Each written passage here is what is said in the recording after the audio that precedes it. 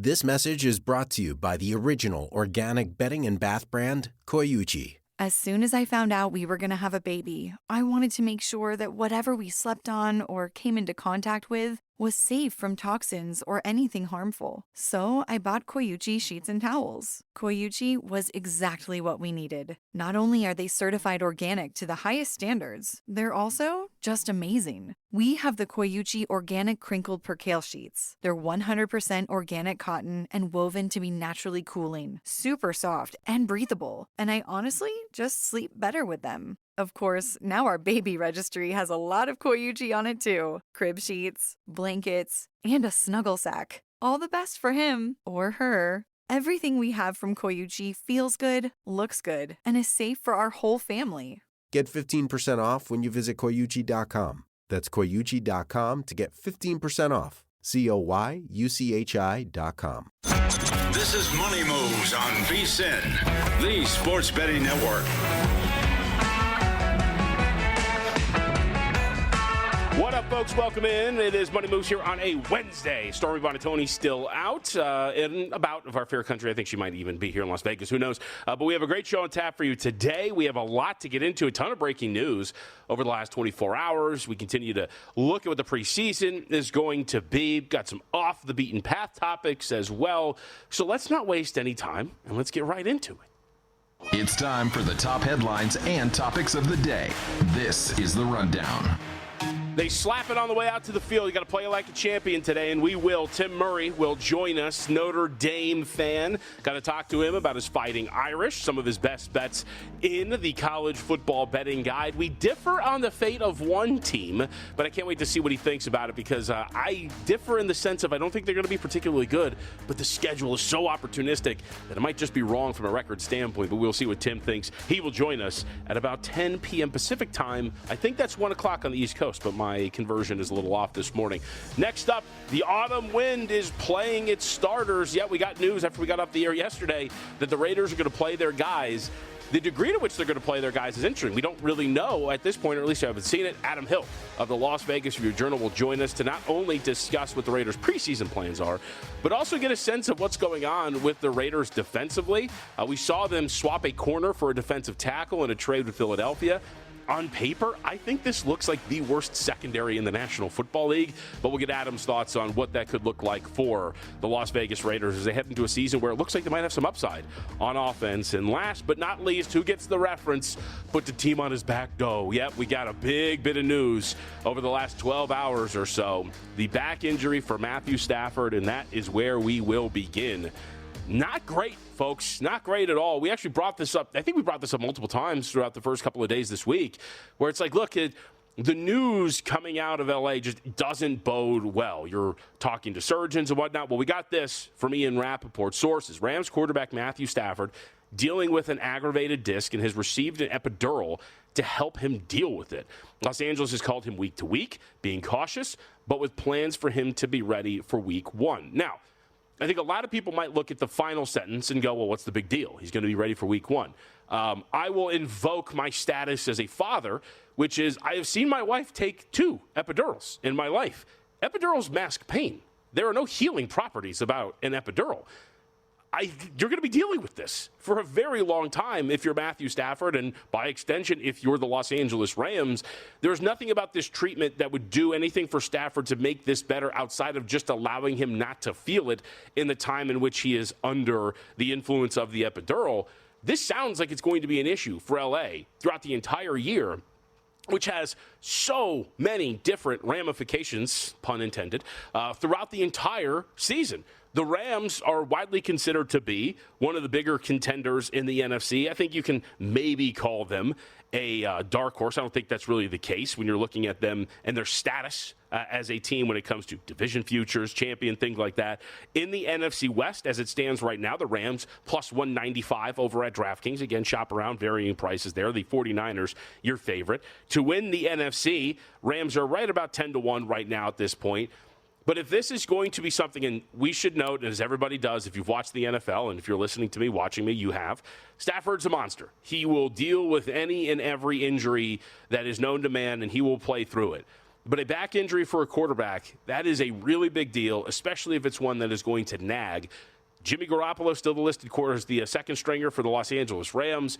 But what this could mean for them in the big picture, somebody who is very pro San Francisco 49er because of the way that schedule breaks down. It opens the door up for San Francisco. I mean, hell, it opens up the door for an Arizona Cardinals team, which really invested in its defense during the offseason, and many believe could make a giant step forward this year. Remember, last year on the fringes, depending on what you looked at, as a top 10 offense, EPA, all those sort of different metrics, it was one of the better offenses in the NFL. And if Marvin Harrison Jr. breaks out, all of a sudden you're looking at a dangerous opponent there as well.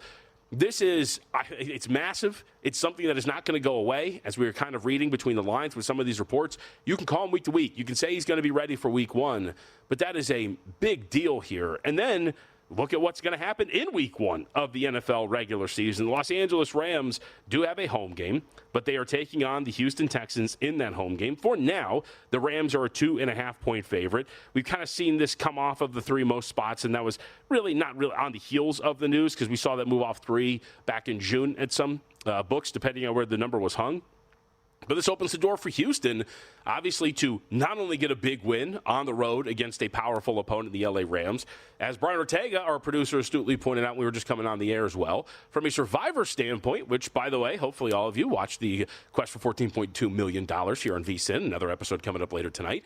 Now, all of a sudden, if he doesn't play, you might have at least a fringe Survivor candidate for you coming up this week one regular season. We'll see what happens from there. I think it's more of, do you just dive in now at plus 2.5 and hope that by the time we get there, they're a small favorite if Jimmy Garoppolo is indeed your starting quarterback. But either way, if you're somebody like me who's invested in San Francisco, who's invested in Tampa Bay, right, these other NFC powers, if you will, this is a pretty big deal, and it's, I guess, you don't want to say good news because you never want to see guys deal with injury, but it's obviously massive. And it's not the only bit of news from an injury standpoint or from an absence standpoint in the NFC. We got the news yesterday, officially, the wide receiver Jordan Addison is going to miss some time for the Minnesota Vikings, specifically 3 games suspended for the first 3 games for the league's substance abuse policy, or at least his violation of the substance abuse policy. Obviously, the number 2 receiver for the Minnesota Vikings, so that's a pretty big deal. And I don't know if you've noticed this either, but there's this quiet pushback coming out of, I shouldn't say coming out of Minnesota, but when it comes to J.J. McCarthy, there seems to be some of this quiet mystery about him and some pushback. I think it was Colin Cowherd and Diana Rossini had an interesting back and forth about this as well. When you looked at, hey, is this guy really for real? Is he actually handling things pretty well? Is the coaching staff having to dial things back in training camp for him so he can be more comfortable heading into the preseason in his first year as a starter? But Addison not being out there is a pretty big deal for a guy who is making his first jaunt as a starting quarterback in the National Football League. And it's going to be pretty, I think, beneficial for anybody like me who's got a Justin Jefferson Offensive Player of the Year ticket too, because I do think Jefferson is obviously pretty live to win that. And now if Addison's out for the first 3 games, high volume of targets probably just increases for a guy like him, maybe Hawkinson as well. But the first 3 games done there for Jordan Addison for the Minnesota Vikings. So with that, we'll get to more of that. We'll have more on the NFL as we kind of go along. It's a really big day. I wanted to get to some preseason starter news as well because preseason markets have been hot and heavy. Everything's been moving. Tomorrow is our first day of NFL preseason action. We have 3 games tomorrow. But let's hit with some news that we've talked a little bit about here on the show. Again, kind of this is the thing you got to do, right? Speculate, push forward, read between the lines. We had discussed this when talking about the Panthers as being a play against the Cleveland Browns. Hey, this is a position that is unhealthy. The quarterback is desperately needed. We talked about the news yesterday that Snoop Huntley was signed by Cleveland. Sounds like he's going to play a majority of the snaps for the Browns. Well, we got the official news today. Here's Kevin Stefanski talking about the game plan for week one and who his starting quarterback is going to be. On the game itself, we got game Friday night coming up. We'll rest some starters. Some players will play, obviously holding out some guys due to injury, as you know. And then we'll play Shador at quarterback. We just signed Snoop Huntley, as you guys saw. We'll get Snoop back up to speed. Carolina's a 6-point favorite, 6.5, depending on where you look. We'll call 6.5 consensus. Number 6 is here at Circa. Totals down from 33.5 down to 31. This is a brutal situation for Sanders to be in. By all accounts, he has not been given any opportunity to play with starters or get a robust share of snaps throughout training camp. And now you've got to go out there, start a game, play an entire half, really without the intricacies of the playbook or anything like that. And the Cleveland Browns aren't game planning. But this just sets up for what we've been discussing here on this show for a while, which is this Browns team, whatever about the preseason, the regular season, we're talking about the preseason here. It seems like this is going to be a nightmare for Cleveland when you're talking about preseason action. Shedeur has gotten nothing in terms of preparation for this preseason contest. Huntley coming in off the street, yes, he's going to be familiar with the system because he played in it for a little bit, but it just speaks to the fact that what we've discussed here, which seems like Cleveland's going to be a bet against. Now, you're already a little late to the party, obviously, because Carolina was initially a 2-point favorite. We're up to 6 here. I am going to be interested in what these first half numbers are going to look like. Some spots are already up. Carolina, a 4.5-point favorite for the first half. At a couple of shops that do have a first half number that is hung. Remember, Carolina is playing their starters here in this game against Cleveland, and maybe that's the tact to take here. Some of these numbers are a little askew, right? Indianapolis, for example, laying 4 in the first half of a game in which they are laying 6 against Baltimore. But we know that Anthony Richardson's going to play in the first half, as is Daniel Jones. Maybe that is a way to attack this. And I brought this up with Gil when I was on with him earlier, and we talked about this, where even in a preseason setting, where you've seen a line move 4 points, anything like that, you might still just be on the right side, even being behind the line move, just because of what these situations are like, how strong information could potentially be. And as you note, if you look at some of the numbers behind, the lines that have moved a point or more and how they actually cover in this preseason, it's going to be pretty wild that you actually have a lot of success, even if you're behind some of the line move here for some of those. So Shedeur's going to play. Huntley's going to play as well. Got a little bit of news on 2 other teams, too. Cardinals, Arizona Cardinals, planning to play quarterback Kyler Murray. That's against the Kansas City Chiefs on Saturday. Arizona right now laying about a point, total of 38.5. We've kind of seen this toggle back and forth depending on where you look. For this number here, as high as KC, minus 2.5, now flipped over to Arizona. I haven't seen official word on how the Chiefs are going to handle this situation, but we do know that Kyler Murray is going to see the field. We don't know the degree to which he is going to see the field. And then Jim Wyatt, who covers the Titans, and some others corroborated as well. Brian Callahan told the media today, Cam Ward and the starters will play in every preseason game for a series, maybe 2 in the preseason opener against the Tampa Bay Buccaneers. Tennessee up to a 4.5-point favorite, total of 32.5. That's one of those. We'll have to expand on that one a little bit later in the show. That's one of those where for a series, maybe 2, what are you doing for a series if you're Cam Ward and the Titans? Don't know if there's going to be much success there, but market thinks there might be as their 4-point favorites for the game. All right, we'll discuss that and more coming up in 15 minutes. Kelley Bydlon's going to be with us, talk a little bit of golf. But on the other side, it happened again. Devin Williams came in. The Yankees blew it. We got some day games of baseball as well. Don't go anywhere. It's Money Moves here on VSiN, the Sports Betting Network.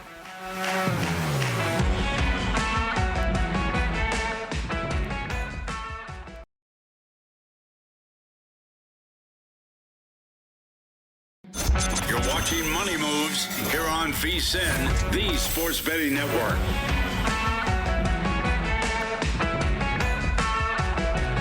I thought it was deja vu. It was on yesterday on VSiN Primetime with Matt Eubens and Will Hill. I had to think about that for a second. I was going to go straight to Tim Murray. Tim Murray's going to be with us later, but he was not on last night. And as I was on, Devin Williams was, I guess, melting down for the New York Yankees, and sure enough, that was the case. As the Yankees last night fell 2-0. We'll get to their game momentarily, but we have 2 games that are set to get started in the next couple of minutes. I do want to give some breakdown here, so let's talk about Giants and Pirates first. I actually find this one pretty interesting because we're finally starting to get some buyback here. San Francisco starting Robbie Ray. Andrew Heaney, the Heen Dogs, going to get the start for Pittsburgh. Initial market move was toward Pittsburgh. We saw this drop about 15 cents. Depending on where you were looking on the screen, we're now back up to the opening price on the overnight of about $1.50 in favor of Robbie Ray. I agree with that. I was somewhat surprised that the market was moving against Ray. I can understand it to an extent. You kind of see this from time to time when you have these ERA, FIP differentials, and maybe some of the market. I think it's maybe a coincidence, maybe it's actually what's happening, where you see the market head in direction or play against some of those guys. 2.85 ERA for Robbie Ray, 3.80 fielding independent for him. You go back 2 starts, gave up 5 earned runs against the Toronto Blue Jays in 4 1/3. He's prone to some of those blowups. In that game, he ended up walking 5, and that's what's going to happen with Robbie Ray, right? He does have an issue with command at times, balances that out with some pretty dominant swing and miss stuff. We've known that about him for a very long time, but he's kept it under control for the most part in this season, and then he bounced back very nicely. Over his last 2 starts, he's pitched 12 2/3. He struck out 9, walked just 4, given up just 3 earned runs, right back to the guy who he's been throughout this entire season. And even the differential, it's really not as big, right? 285 to 380. even if you're regressing to the mean a bit here, you're still an average to a slightly above average pitcher. Can understand why the market would maybe push back when it got down to as low as about $1.35 or so in favor of Ray. And for Heaney, you can make the argument, well, look, at home, dog, 55 and a third, 3.25 ERA, but a fielding independent over 4.40 at this point when he's pitching at PNC Park. We know exactly what Heaney's been to this point, too, and his underlying metrics paint the picture of some regression. And even though it's not as stark a degree as like a full point, still 5.27 fielding independent. Heaney's not really a guy that you can particularly trust, and I think it makes sense that we got a little bit of pushback here when the market saw that there was some support for the Pirates. So we're back up to that $1.52 or so price tag in favor of San Francisco. Totally understand it there. The other one that I do find pretty interesting, and I'll put a little something on here so we can track this throughout the show, but Baltimore is going to send out Trevor Rogers, and Ranger Suarez is going to oppose him. We saw this open overnight as $1.50. Now it's upwards of $1.80 at some spots in favor of the Philadelphia Phillies. Totally get it. Ranger Suarez has been absolutely unreal throughout this entire season. 2.68 ERA, 3.02 FIP for the Philadelphia Phillies starter here today. If you look at his recent stretch, coming off of like the last few starts, you can maybe argue he's become a little bit more mortal. Ranger Suarez, you break it down that since July 11th, a start that was against the San Diego Padres, sporting a 4.94 ERA, but fielding independence at 3.07 over those starts. So again, he's still a very well above average pitcher. But Rogers is the story here, man. He gets in there, 9 starts so far for Baltimore in the shortened season for him, 56 and a third. $1.44 ERA, and even the underlying metrics, 2.62 fielding independent, 3.29 in terms of the expected ERA. Last start was on the road against Chicago, was very strong. Pitched 8 innings, gave up 1 earned run, struck out 8. And in fact, if you look at his last 2 starts, he has pitched 15 innings, given up just 1 earned run, and struck out 13. Rogers has been really solid. Again, understand some of the trepidation, maybe wanted to support him, but I think the Orioles get a little bit more of a shot here to win this game with Rogers on the hill. So for the sake of the show and tracking this thing out, put a little bit on the Baltimore Orioles at about plus 155 to get this thing done here today. We'll see if they can do that, and we'll track it throughout. Speaking of trying to get things done here, the Yankees are desperately trying to get things done. Yet again yesterday, they lose to the Texas Rangers 2-0. The fateful inning this time around with Devin Williams on the hill, the 8th inning. You should note that Williams got a little bit of a raw deal early in the inning, a liner out to left. Dominguez can't hold on to it, even though he gets his glove on it. It sets up an absolute meltdown where walks the next 2, gives up a liner, and all of a sudden it's a 2-0 lead for Texas that the Yankees cannot overcome. There's a double play in the top of the 9th inning, too, as well, for this Yankees offense. Can't get anything done. Rangers, as we discussed yesterday, right, kind of a cheap price on Nate Eovaldi, and sure enough, they get it done here. But let's hear from Aaron Boone, again, the center of attention as he decides to trust Williams near the end of a game in a high-leverage spot. Williams gives up the ghost once more. Here is Aaron Boone on the performance for Williams and what is going to happen moving forward. I wanted to, I was going to maybe go with Bednar in a 4-out situation, but just, kind of shortening the game a little bit. We don't have a lot left down there once, and Leiter being in a situation where he hasn't obviously pitched in a while. So if I could get it to a 4-out scenario, I was going to do it. I thought Devin could still get some swing and miss there, and obviously didn't. And I still don't understand. By the way, you see the look on his face at the end there. My man looks like he is giving up. And maybe it is, because they are on the verge of getting swept by the Rangers. Should they lose today, the Rangers will be in control of that wild card spot. Yankees will be on the outside looking in. That's another angle we've kind of covered at the beginning of this week. At the start of the week on Monday, they were about a minus 675 favorite, somewhere in that range. Was minus 750 to make the playoffs. And now here they are on the verge of losing control of their wild card spot. You see the standings there in the AL wild card race. But tonight, and I go back to what we've kind of discussed here in this series, the pricing overall for this series has been somewhat interesting. The market still is, I think, somewhat holding on to some respects for the Yankees, and I get Carlos Rodon has pitched well, 3.34 ERA, 3.88 fielding independent. But go back to yesterday where you're laying just $1.20, 25 with Nate Eovaldi, who's been absolutely unreal. By the way, Eovaldi again was absolutely unreal yesterday in the win over the New York Yankees. And then here today with Rodon and Leiter, again, Rodon's fine, but Leiter can give you an opportunity to win a game. 4.10 ERA, 4.31 fielding independent over 19 starts. He hasn't been doo-doo, right? He's actually given this team an opportunity to win some of these games. So to look at the Yankees, given the way that they're playing, the way that their bullpen's pitching, the fact that the market's still willingly hanging up like $1.33 on New York, again, pricing-wise to me, I just don't think that makes much sense. So bank on the Rangers to get this done here again from a pricing standpoint. It seems a little too high. Now, Yankees aren't the only team that is struggling. As we mentioned yesterday with Adam Burke, the Mets are very thankful that the New York Yankees continue to struggle the way that they do because they cannot string together any wins. They have lost 3 straight. The other team that has quietly scuffled along are the Chicago Cubs. Cubs yesterday against the Cincinnati Reds in what is a big series. The Reds are trying to climb their way into this wild card race. The Cubs are a team directly ahead of them. Cincinnati, yet again, gets a victory, 5-1 over the Chicago Cubs. Cubs in the game offensively, not much. 4 of 31 in the game. Drive in just the single run. It has been a nightmare. Look at the pricing, as we have discussed with some of these big teams. Market really not budging off of what it thinks of some of these squads. Craig Counsell, after the game, talked about the Cubs' offensive struggles. Well, look, I mean, the name of the game is to square the ball up and get on base and create rallies. And, you know, you got to do it in all sorts of situations and all times of the year. And we're just in a little rut right now where we're not doing it. This is a very good offensive baseball team. It will happen. You never enjoy going through stretches like this. You know, I think you can always, when you're slumping, you kind of feel like you're pressing because you're not getting any good results. You know, we're just got some guys not in great places swinging the bat right now. We'll get them there. Cubs, since the second half started, you know, mid to high 20s, or excuse me, low 20s, where you're talking about weighted runs created plus, weighted on base average. You talk about total runs scored since the start of the second half as well. Cubs middling at about 24th in Major League Baseball. Offense has been a problem. Now, unlike a team like Chicago where, look, the starting pitching, we discussed this with Burke, probably not there for the big picture.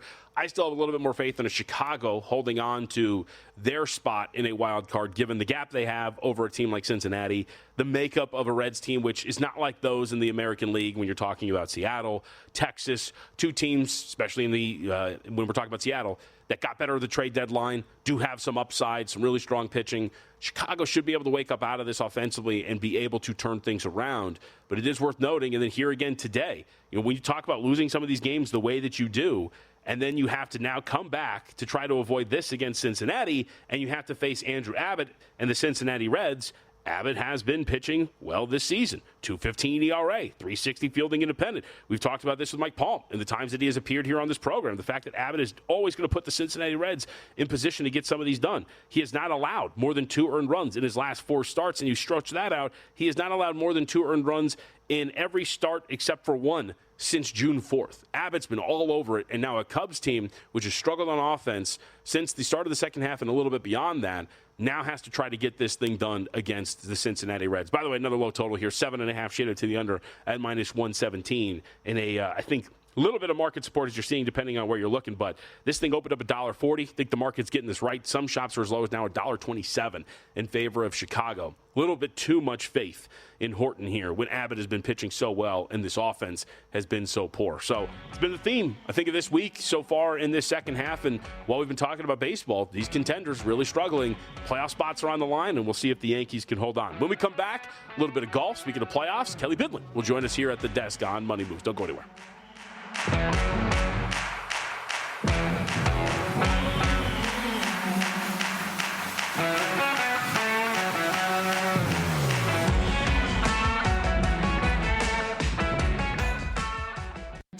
You're watching Money Moves here on VSiN, the Sports Betting Network.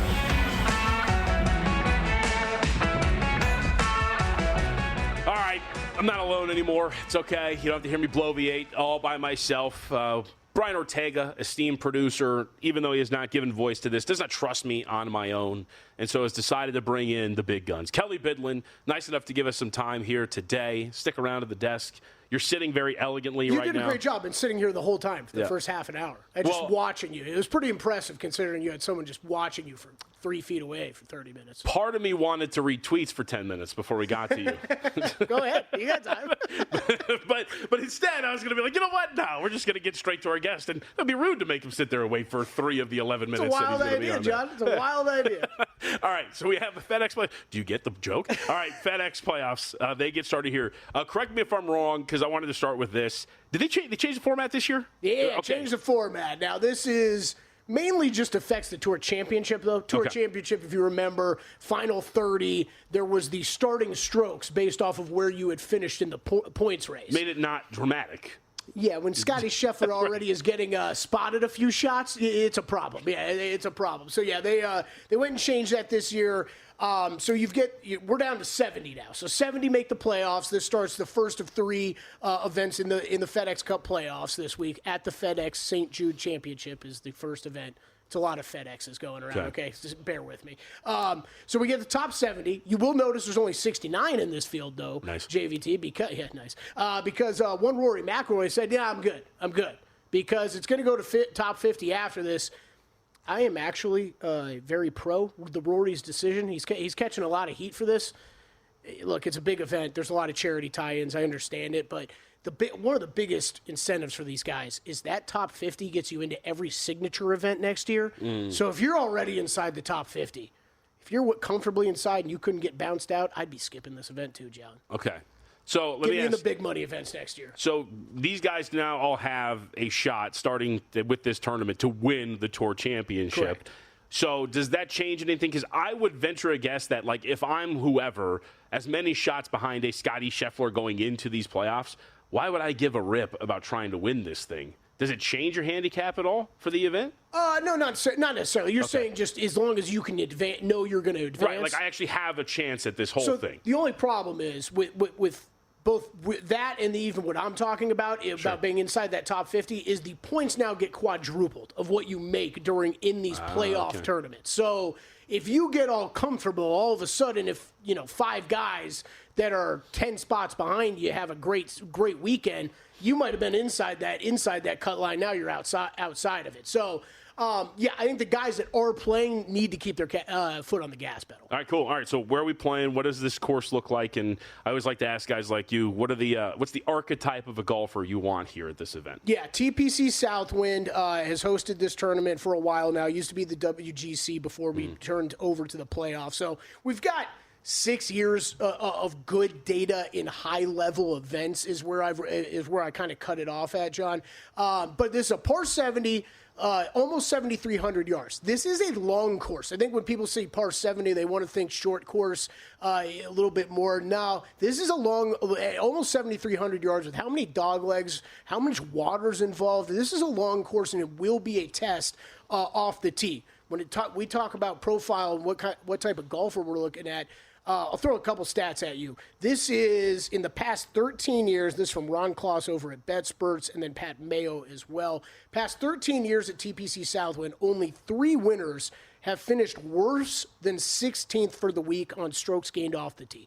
So you need to be accurate, and distance helps here a lot. But accuracy off the tee, a premium, because we're only dealing with about 25-yard wide fairways. Also, on approach, no winner has finished outside the top 20 ever at this event who's won on approach. So ball striking stats are really important this week. You're looking for quality drivers of the golf ball, but mainly accurate drivers of the golf ball, and then great approach players, because you are going to be playing into some very, very small greens. That is one of the challenges of this course. A lot of water, the most water these guys are going to face in any event, more so than the players even, down at TPC Sawgrass. A ton of water and then small greens, your main defense at this course. If you're watching up at VSiN.com, you saw the FedEx St. Jude Championship, the recent winners, Hideki Matsuyama at 25-1, Lucas Glover, Happy Gilmore's former caddy, Will Zalatoris, in 2022, Abraham Ancer, Justin Thomas, and then Brooks Koepka.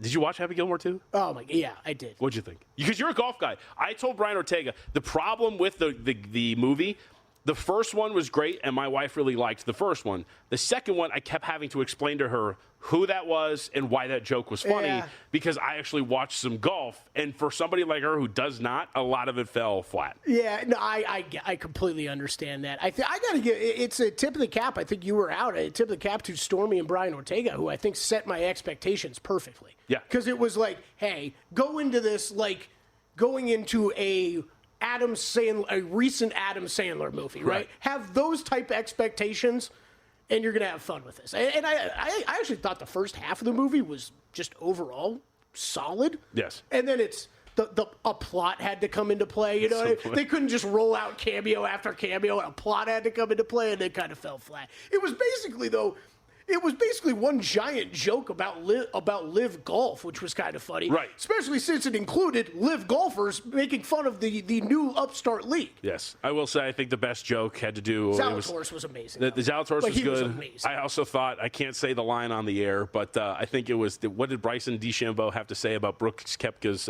chest, if you will? You remember this? I'll say it off the air. Okay, I'll say it off the air. It was actually a very good joke that I enjoyed very much. I thought Shoffley and Ricky Fowler with their little boys session was funny too. Just yelling out random. That's what she said. Like that was funny. All right. So speaking of Koepka, former winner here at St. Jude Championship. Back to the serious spot. All right. So let's ask you, who do you like? Who do I like this week? All right, Scotty Scheffler's in the field. Okay. He's good. Yeah, he was good in the Happy Gilmore too. I'm not sure if you've kept up with this, but yeah, that was funny too. They delivered on that one. He takes command of the prison. I love that they just kept cutting back to it, right? He's still there. It was great. Okay, so this is how I attacked it. I think you do have to be very aware of Scotty Scheffler in here and bet around him this week, right? So outrights, this is what I did. Xander Schauffele, bet him in the outright market, and then bet him in the winner without Scheffler market, JVT. And I bet this, I don't want to say it was perfectly half-half. It's more like 60-40 because in this town we don't have as many shops to shop around numbers with a market like winner without Scheffler. So you're not getting the best number you could possibly get. So it's hard for me to go really true even split on the outright and then the winner without market. But I did Xander Schauffele, outright 18-1, then 12-1 winner without Scheffler, and then also in the top 5 market. So this is kind of how I'm playing kind of in different markets, trying to surround Scheffler here. Henley, then same thing. Outright 29-1, winner without Scheffler at 20-1, and then heavier on a top 10 at 2-1 with Henley. Matt Fitzpatrick, same thing, 29-1, outright 22-1, winner without Scheffler, 2-1 as a top 10. And then Ludwig Åberg, just kind of taking a stab at him. He is kind of my truer longer shot by my numbers this week, but anytime Ludwig gets to 30-1, I'm going to take a shot on him. 30-1 in the outright market, 22-1 winner without, and then a top 5 on him, and then played top 20s on Fleetwood, Victor Hovland, and if you're watching at home, not listed, I did add Russell Henley this morning in the top 20 market. If you're picking up on a theme, yes, I love Russell Henley this week. I think, you're a big Henley guy in general, are you not? Yeah, I am. It's probably fair. Yeah, it's probably fair. Because you were high on him in the Open? Yeah, I've bet him a fair amount this What did he finish in the Open? Pretty high, right? Yeah. Okay. The only reason I bring that up is I did win a golf pool, and I remember I did get a draft pick, and I was like, hey, Henley's on the board. And all I heard in my head echoing was Kelley Bydlon's voice saying, I love Russell Henley. So I'm like, all right, I'm in. All right, let me ask you this for this event, because we're going to get to the NFL with Kelley on the other side. Any golfer that you've heard, I like X, not like Xander Schauffele X, but I like player X, I don't get it. I'm not as high. Or is there a guy you would just purely stay away from for this event? Oh, that's a good question. T10 at both the Open Championship and the U.S. Open. So that's where he was. Let's see. I think there is a lot of love for Victor Hovland this week, which I get. I played him in the top 20 market. I don't know that I'm willing to go much more than that, though, with Hovland. He had this ridiculous run with his approach play before the Open Championship where he was gaining excessively on approach for, I don't know, it was like a dozen straight tournaments or something. But it's a little bit what you should expect out of Victor. He struggled, though, in the other parts of his game this year, which is concerning to me. And he really hasn't put together too much consistency, especially off the tee where he should be better at. I played a top 20. He rated out very highly for me. I think this is just, I've heard a lot of outright love for him. John, he's rated out highly for me. If I stuck strictly by my numbers this week, I should be betting him that way. But there's a little voice in my head and kind of looking at some of his other non-approach stats that's got me a little bit concerned that there's a little too much love out there for him. All right, cool. By the way, I'm laughing because I did look up the line. I want to correct myself. The joke I'm referencing was Bryson DeChambeau and Rory McIlroy in Happy Gilmore 2. I still cannot read the line, which I will read to you during the break. I don't remember Bryson having a line. Oh, it was great. Absolutely fantastic. I thought it was the funniest joke in the entire thing. All right, Kelly's going to stick around when we come back. We'll get his hot takes on the National Football League, any preseason thoughts as well. You're not going to want to miss it. Don't come back. Come back.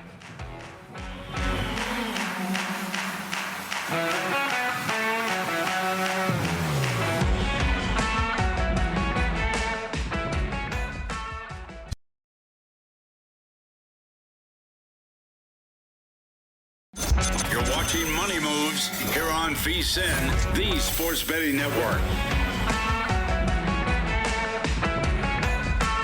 A quick apology to Kelley Bydlon, who was not told that he was sticking around for another segment until I announced it at the end of the last It's all good, man. So you're stuck. You're hanging around. We do get tweets. I'm not being sarcastic. Actually, we do get tweets. I do have a tweet here. I don't have 20 of them.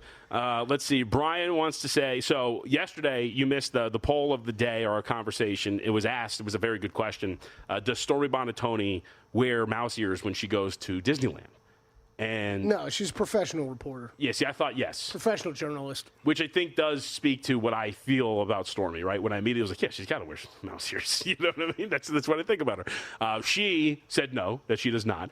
Brian checks in and says, since we know that Stormy lied about the mouse ears for yesterday's poll, today's poll needs to be whose hair moves less in the wind, JVT or Kelley's?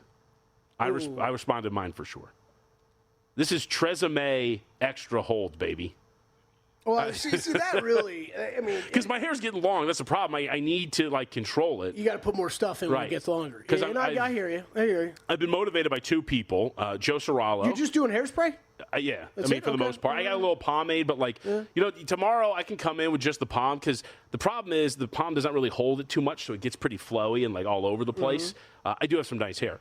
And motivated by Joe Serralo and Stormy's husband, Chris, who's also growing his hair out. So I'm trying to do the same thing, but I do have to be professional to a certain extent. So I do style it somewhat. I don't do this when I'm out and about. I actually I let my hair down when I'm out and about. Let your hair down? Yeah. See, this is a tough question because it really just would depend on how much product I want to use that day. Mm-hmm. I actually think I could beat you in this competition, but I don't use any hairspray, man. This is just a little bit of fibrous cream is what it's called. Yeah. All right, so your hair would move more then. Mine. Yeah. Correct. Yeah. So if we went outside right Correct. now, I think you are right. Yeah. But so if I added a little of that Tresemme extra hold in, well, boy. Yep. Then it's a competition. Very strong hairspray. So I wanted to bring this up, and I was going to bring this up on my own. Since you're here, though, I'm going to ask your thoughts on this. So we got the news. You and Gil brought this up. I don't want to talk about the red zone aspect of this because I know I got you fired up.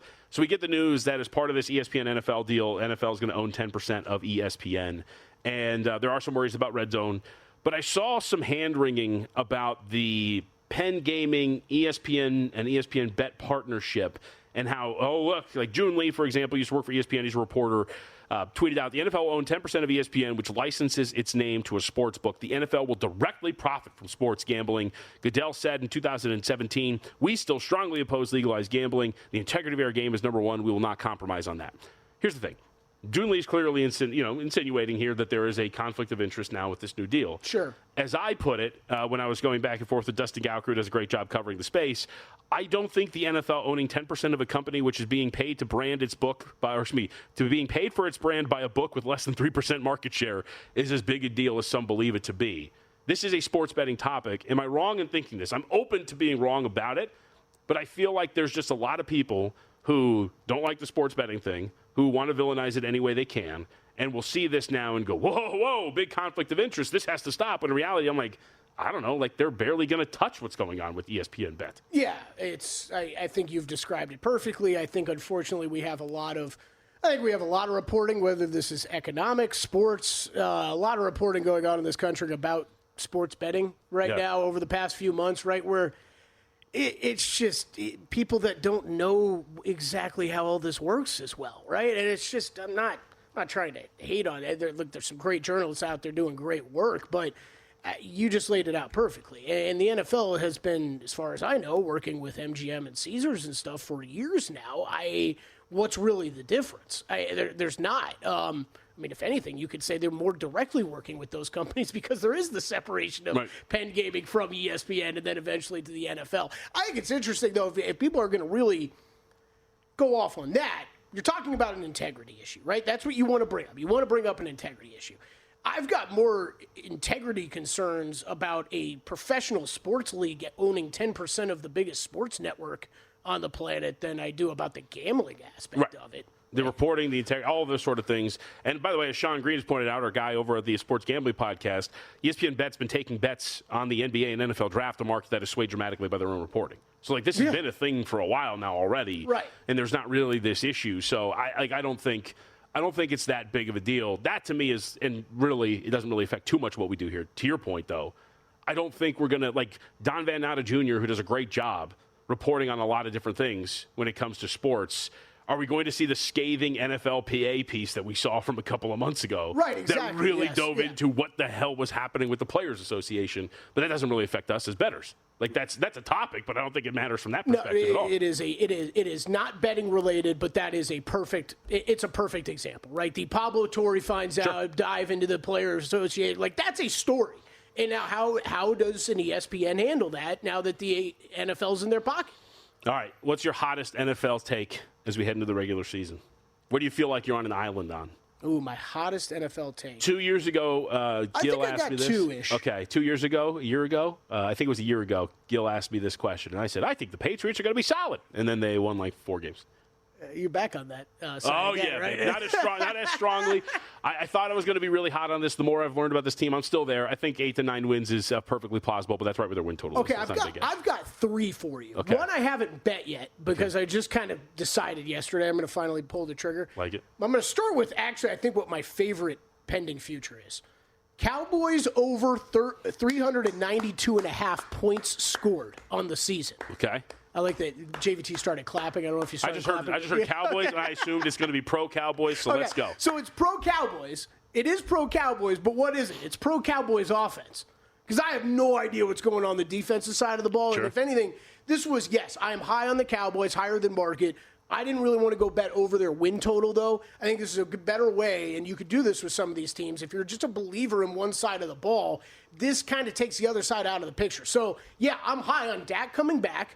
I also bet him comeback player of the year already, by the way. There was a 4-1 out there. We're simpatico on that. I jumped on that. 4-1 I jumped on. I think that's a great bet to make right now. I think that this offense is going to click. I think the defense is going to have problems, much like it did a year ago. And this is with or without Micah Parsons. I think there's major concerns. So I like that. The over regular season point scores. You go back and look. What's the number again, by the way? 392.5. I bet this probably 6 weeks ago at this point at Caesars. For context for our audience, the Falcons scored 389 last year. So that's kind of the ballpark of what you're looking at. The other one that I immediately did, like someone asked me, like, oh, do you know how much they need to average? I'm like, no, all I did was look at what did they score, what were their totals when Dak was healthy. And you just go look at any season where he started 12 or more games, they've sailed over this number. Yeah. It's been multiple times into the 500. So not even really close to this. So I really like that one. I will bring up another interesting one. Seahawks 4th in the NFC West.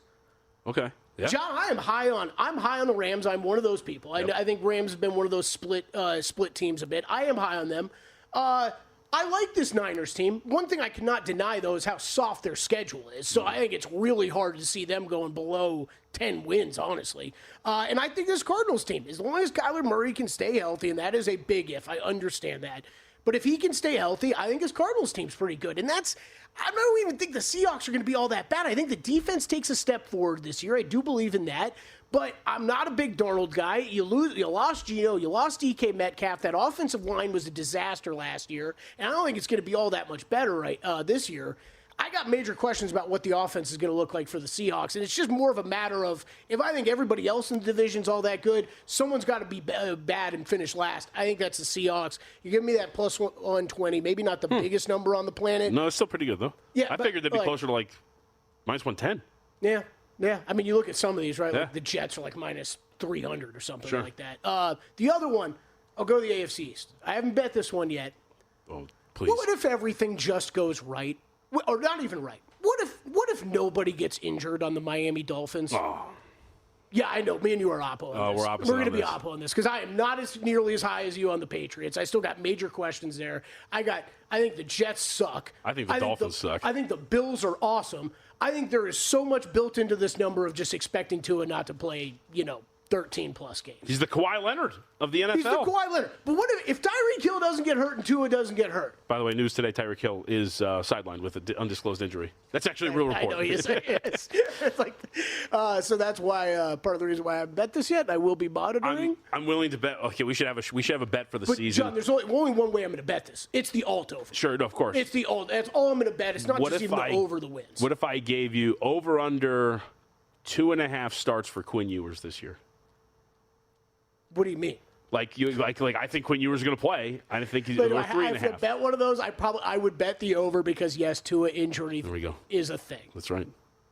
By the way, if I had to bet one. We should note Brian checks back in and says his biggest concern with the NFL ESPN deal is rumors of Stephen A. Smith doing Red Zone. Yeah, I don't know. You and I talked about that a bit on a numbers game. That I don't think we'll lose Scott Hansen anytime soon. Maybe there's going to be commercials. Maybe give it a year though, and we'll see. VSiN.com. Check out all the work we have up there. College Football Guide is out. Greg Peterson has his MLB best bets. We talked about the FedEx St. Jude Championship. Wes Reynolds has his selection as well. Go to VSiN.com/subscribe for our deals. You can sign up now for as little as $9.99.